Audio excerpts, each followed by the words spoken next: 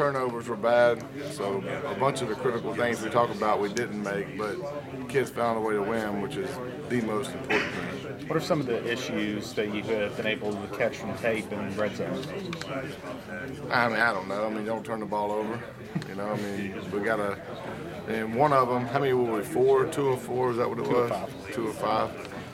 Even worse than I thought. But one of them, we put them in bad situations. A terrible call on one of them. You know, I don't think going for it on 4th down was a bad call because, I mean, I can live with trying to win the game. If you're trying to win the game and you don't make it, hell, what are you going to do? But I always want to be on the offensive, and so when it's short yardage, in hindsight, we should have just ran it. You know, we should have just ran the ball, but we didn't. So that's on the coaches, that's not on the players. But I thought there was a few times, I'm trying to think of every single situation we did. We had 2 turnovers and a bad call. So, I mean, you know, we got to do better. Don't turn the ball over, and coaches need to do better. Shannon, what would you say is more critical to a quarterback's growth like Clint? Would it be a solid running game or a good O-line? It seems like you guys got both. Yeah, I think trusting your O-line is probably important. You know, those guys are doing a heck of a job. For those guys to play as many snaps as they have is impressive. But, you know, I feel like he's got some weapons that are bail-out weapons, too. You know, you always need those guys. Every good quarterback's always had them. And so, but the biggest thing is just taking care of the ball. And to answer your question, those guys up front are probably the most important, you know, them doing their job. The games are won closer to the line of scrimmage. I mean, it's just the way it is. The performance he's putting out there, you know, in the top 5 nationally in several statistics, is that like a lot to do with the chemistry he has with his weapons, or is that, you know, his better understanding of the offense? I think both. I mean, you know, having more reps together creates chemistry, which is always good, and you want that.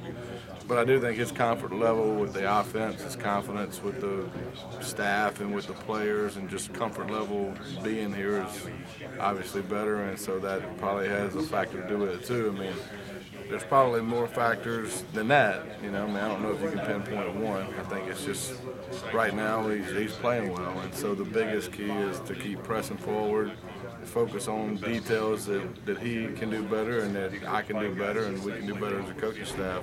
But just to continue that uphill battle, you know, the last thing you want to do is to go the other way. And when you guys are tempoed, are you comfortable with how you guys have done that, or can you go faster? You always press to go faster. You know, there's a fine line between playing fast and being efficient. You know, and we try to. I mean, there was only a few times in that game that we feel like our tempo probably hurt our efficiency. You know, and that's probably, and it's more my fault than anything, or me doing a better job of training him on, look, you know, even though we're going fast, you have to have your eyes at the point of attack, and if it's just really bad, then you just need to easy it, and we need to get into a better play. And so there was 2 instances in the game where that happened, where we handed it off into a really bad front, but when you're playing fast and defenses aren't lined up, sometimes they're all lined up over right where you're trying to run the ball. When that happens, you know, obviously you need to not snap it. You know when to pull the string on the snap and know when not to. You know, in 2 situations we pulled the string when we shouldn't have. After looking at film, you know, how did Clinton grade out? He graded high. I mean, it was, you know, I mean, the number grade on it really isn't really as important as just overall efficiency, in my opinion. It's hard to put a number grade on a quarterback because, I mean, a lot of times there's decisions to be made on every play, especially in our offense, you know, run, pass, and stuff like that. And so I thought there was only really about, you know, 10 negative plays in the game that was truly, you know, look, we got to do better in this situation. Shane, looking at comparables between Oklahoma and Alabama defensively, is it fair to say that the passing windows might actually be smaller against the Sooners just because of their linebacking experience relative to Alabama's inexperience going into that first game? You know, it might be true. I don't know. It's, you know, you can tell after the game probably more. I do think Oklahoma covers extremely well. You know, that's been the same way for a long time with those guys and the coaches that have been there.